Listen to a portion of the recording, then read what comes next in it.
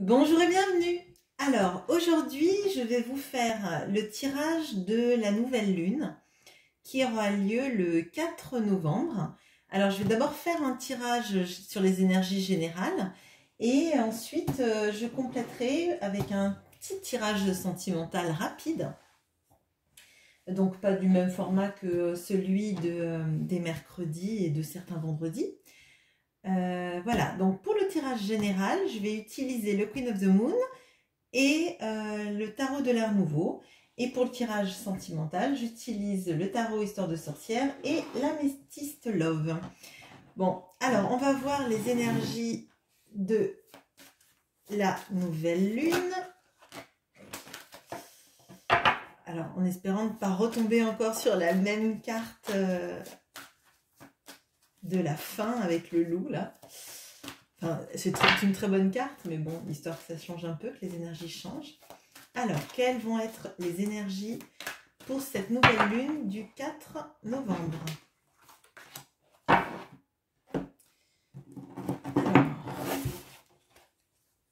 maintenant, ce que vous êtes maintenant, ce que vous ne savez pas sur vous-même, ce que vous devez abandonner, ce que vous devez développer, ce que vous aimeriez devenir, votre quête actuelle et où est-ce qu'elle va vous conduire.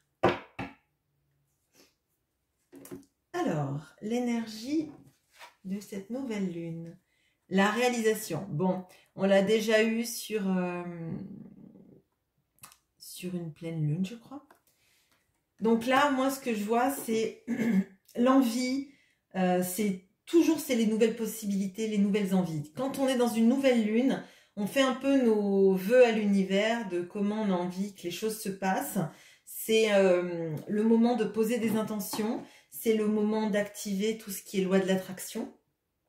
Donc là, je pense qu'il y a une envie d'aller voir plus loin, une envie de se réaliser. Alors ça peut être professionnellement, ça peut être aussi sentimentalement, hein.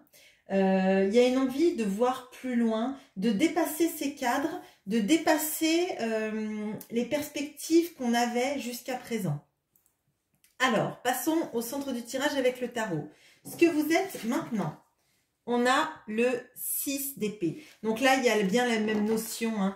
Vous voyez, de passer, de quitter un endroit pour aller autre part, de potentiellement de quitter une situation. Alors ça peut être une situation personnelle dans laquelle vous n'êtes pas bien, mais ça peut être aussi changer d'environnement de vie, changer d'environnement de travail, trouver un endroit où on a envie de poser ses valises. Donc ça peut être des vraies valises, tout comme le fait de changer de lieu où on exerce une profession. Ça peut être aussi partir sur un nouveau projet qui nous épanouisse.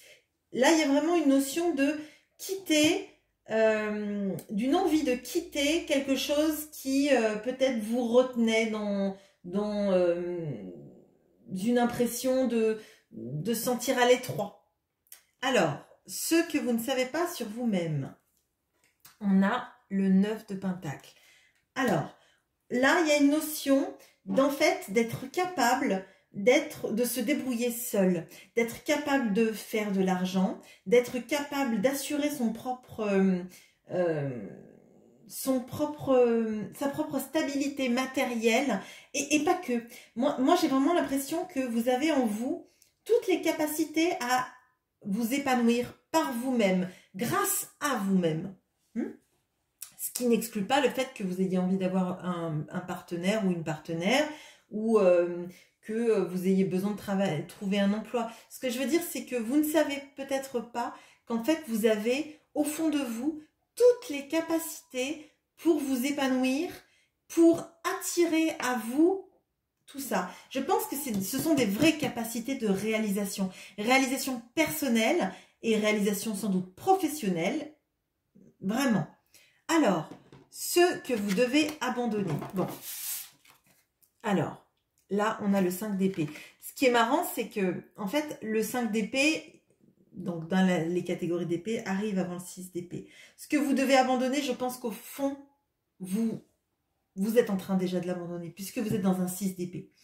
C'est le conflit. C'est le fait d'être dans des notions où vous ne savez jamais si vous êtes gagnant d'une situation ou perdant. C'est le fait que des personnes autour de vous peut-être essayent toujours d'avoir le dessus sur ce que vous êtes, sur ce que vous pensez. Vous savez, les personnes qui savent toujours mieux que vous ce que vous devez faire, ce que vous ne devez pas faire, comment vous devez vous comporter, comment vous devez être dans le travail, etc. Et on sent qu'au fond de vous, tout ça, vous avez toutes les capacités pour ne pas vous laisser écraser par les gens ni dicter votre conduite. D'accord? Donc, on vous dit vraiment d'abandonner un entourage peut-être professionnel ou personnel qui vous tire vers le bas et qui sait toujours mieux que vous ce que vous devez faire, dire et penser. Ce que vous devez développer. Alors, on a le page d'épée, donc le valet d'épée. Donc, ce que vous devez développer, c'est vous, votre capacité à chercher des informations, à vous nourrir de ces informations, vous former, vous développer votre connaissance. Là, vous devez vous développer, vous, intellectuellement parlant. Alors, vous êtes sans doute déjà très développé intellectuellement parlant, parce que vous avez quand même beaucoup de cartes d'épée. Et peut-être que, justement, en ayant peut-être une formation validante, certifiante, vous arriverez plus facilement à montrer aux gens qu'en fait, vous savez. Vous avez les diplômes qui l'attestent, vous avez la formation qui l'atteste, vous avez les connaissances qui attestent de votre... du fait qu'en fait, on n'a pas à vous dire quoi penser, quoi dire et quoi faire. Vous savez, vous pouvez montrer que vous savez également. Il y a cette notion de réalisation personnelle, réalisation peut-être dans le terme d'un cursus, d'une formation, peut-être si c'est pas une formation diplômante ou certifiante, en tout cas peut-être montrer qu'en fait vous avez la connaissance des choses, que vous êtes peut-être factuel, que vous vous basez sur des choses factuelles. Je pense que là on vous invite vraiment à vous concentrer sur de la connaissance, du savoir, recherche d'informations. Ce que vous aimeriez devenir. On a le cavalier de coupe. Alors, je crois qu'il était déjà là dans le tirage de la nouvelle lune auparavant. Il me semble. Enfin, il me semble l'avoir revu. Ce que vous aimeriez devenir, c'est quelqu'un qui n'a pas peur de montrer ses sentiments, de les exprimer, de les ressentir. Si c'est dans le domaine du travail, potentiellement de porter vos projets, de ne pas avoir peur de montrer aux autres en fait que vous êtes créatif, créative, que ce que vous faites a de la valeur en termes émotionnels, mais aussi en termes de création, de créativité. Alors, potentiellement, vous pouvez être quelqu'un déjà de très créatif et très mental. Et on voit que vous aimeriez en fait avoir peut-être le sursaut de dire voilà ce dont je suis capable de manière en termes de créativité, en termes de réalisation créative, parce qu'on a vraiment la carte de la réalisation. Donc, je pense que cette nouvelle lune vous montre à quel point vous êtes capable, vous, d'être quelqu'un d'intellectuel, de quitter les dictates des gens qui savent mieux que vous ce que vous devez créer, peut-être aussi, hein, et que vous aimeriez être capable, vous, de franchir ça et de montrer à tout le monde votre potentialité créative. Votre quête actuelle. Alors, on a le cavalier de denier. Alors, je pense qu'il y a une notion d'être capable aussi peut-être de vivre de ses passions, vivre de sa créativité, d'être capable de mener un projet à terme et de le réussir. Moi, c'est ce que je ressens. il y a une notion de temps. Il y a une notion peut-être de...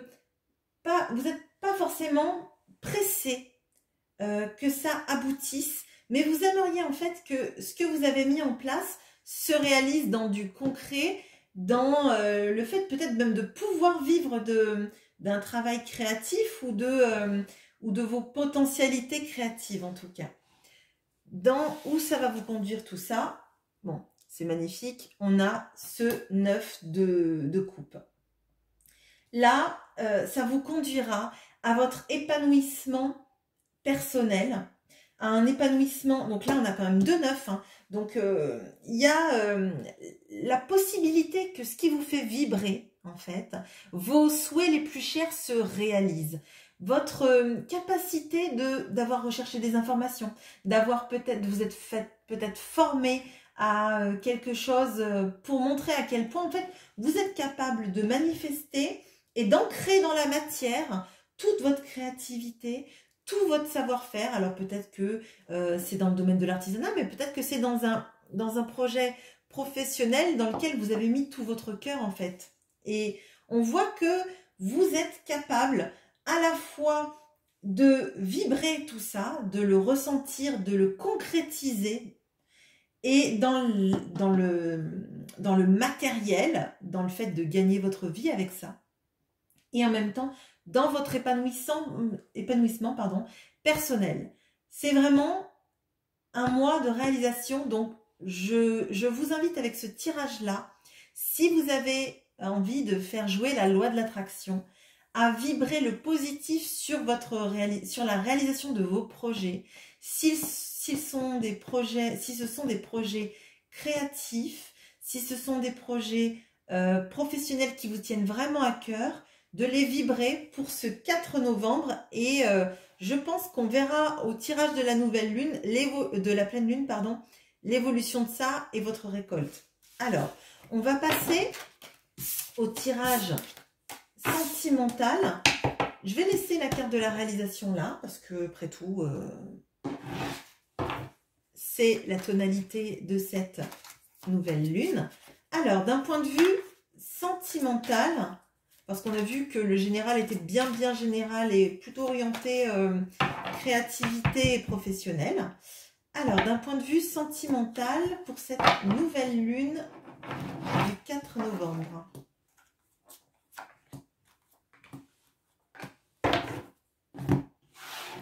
D'un point de vue sentimental, oh, il y en a trop.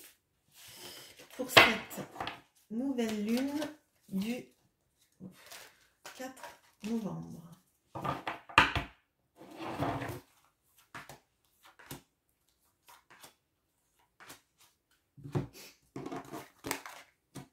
J'ai tenu mon jeu à l'envers. Oui. Bon, allez hop. C'est plus facile avec le cœur, hein. Je me trompe moins, un cœur à l'envers, ça m'aurait fait bizarre. Bon, le tirage est magnifique. Alors, hop.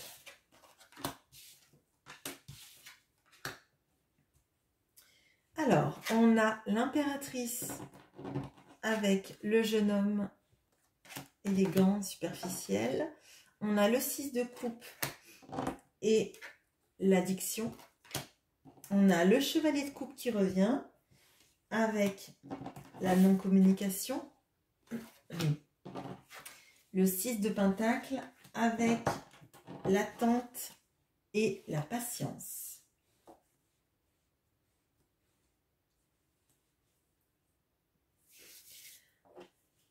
Alors, de ce que je ressens là, il y a une relation très forte. Alors, une relation amoureuse extrêmement forte. On a quand même l'impératrice, 2 cartes de coupe et un 6 de pentacle qui sont ressortis. C'est une situation, à mon avis, d'un amour compliqué. En ce sens qu'en fait, visiblement, vous représentez le tout pour une personne.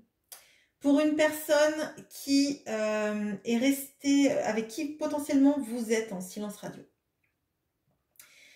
Une personne que vous connaissez depuis très longtemps et pour qui vous êtes, alors, soit un premier amour, soit un amour de jeunesse, soit une relation d'âme très particulière. Et cette personne, en fait, était assez, je pense, a été assez immature, a été assez superficielle. Peut-être que c'était quelqu'un qui n'a pas été fidèle dans le passé, mais pour qui vous représentez la personne idéale, la personne avec qui on a envie de s'engager. Je pense que cette personne a très peur des sentiments qu'elle a pour vous. Je pense que c'est quelqu'un qui potentiellement a des addictions. Alors, peut-être que ce sont des addictions à l'alcool, aux médicaments, à la drogue. Ça peut être aussi quelqu'un qui va beaucoup voir ailleurs pour se rassurer sur son pouvoir de séduction.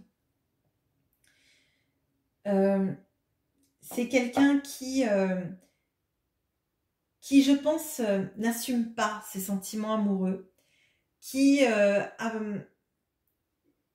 besoin d'être dans une sorte de fuite de ses sentiments, parce que je crois que cette personne, vous représentez tellement un idéal pour cette personne qu'elle ne se sent pas à la hauteur, qu'elle se sent totalement immature par rapport à vous, par rapport à de l'engagement. J'ai l'impression que c'est quelque chose qui dure depuis longtemps, une situation peut-être de non-contact depuis très longtemps. Cette personne a envie de vous dire à quel point elle vous aime et à quel point vous êtes importante dans sa vie. Mais là, ce que je ressens, c'est qu'elle ne se sent pas à la hauteur de tout l'engagement que vous avez vis-à-vis d'elle, de toute votre capacité à l'aimer, lui faire se sentir bien, lui faire se sentir importante. Et j'ai l'impression que cette personne, elle se sent en infériorité de pas arriver à s'engager, de pas arriver à vous dire à quel point elle vous aime et à quel point en fait elle a peur de pas vous donner autant que vous lui donnez. Il y a une notion de réciprocité, une notion de j'arriverai pas à te donner autant que ce que tu mérites, autant que ce que tu me fais ressentir. Et j'ai l'impression qu'en fait, elle se bloque elle-même, en fait. C'est comme si vous lui disiez mais je t'aime, je suis là pour toi, je suis capable d'être là pour toi, je t'attends. Et que cette personne, en fait, elle procrastine tout le temps cet engagement. Alors, ça ne veut pas dire qu'elle ne peut pas être engagée à côté, hein. Ce que je ressens, c'est qu'en fait, elle se sent pas capable de se mettre avec vous si elle a encore peur de foirer, de repartir, de pas être stable et de pas en fait vous apporter la réciprocité de tout l'amour que vous lui donnez et de tout l'amour que vous lui inspirez. C'est comme si vous étiez sur un piédestal et que cette personne, eh ben, elle attend, elle ne communique pas parce qu'en fait, elle sait pas quoi vous dire. Elle sait ce qu'elle ressent et encore que elle le masque. Et j'ai l'impression que comme si toutes ces dépendances, c'était comme si elle mettait elle mettait son amour sous le tapis en se disant mais j'arriverai à lui parler et si j'y arrive pas, ben je vais me distraire en attendant et en fait, elle fait passer le temps et à mesure que le temps passe, elle se dit oui mais j'ai attendu tellement longtemps et c'est un peu un cercle vicieux. Mais là, on vous dit, l'améthyste love vous dit qu'il faut rester patient. Alors, ne restez pas dans l'attente si ça vous fait du mal. Si vous devez vivre des belles aventures et expériences qui vous font du bien et qui vous nourrissent, vivez-les. Mais dans ce tirage, on vous dit que cette personne reviendra. Alors là, on a une notion de 2 mois. À partir du coup de cette pleine lune, nouvelle lune, pardon. Mais moi, je vous invite à quand même vivre ce que vous avez à vivre et de ne pas rester bloqué parce que cette personne, elle est encore immature. Elle ressent des choses et elle les cache sous le tapis, mais vous êtes vraiment extrêmement important et importante dans sa vie. Vous représentez quelqu'un qu'elle met sur un piédestal et j'ai l'impression que elle se sent tellement pas à la hauteur que c'est comme si elle s'auto-sabotait en fait. Voilà ce que j'ai pour vous. J'espère que ça vous aura parlé. Je vous souhaite une bonne journée. À bientôt.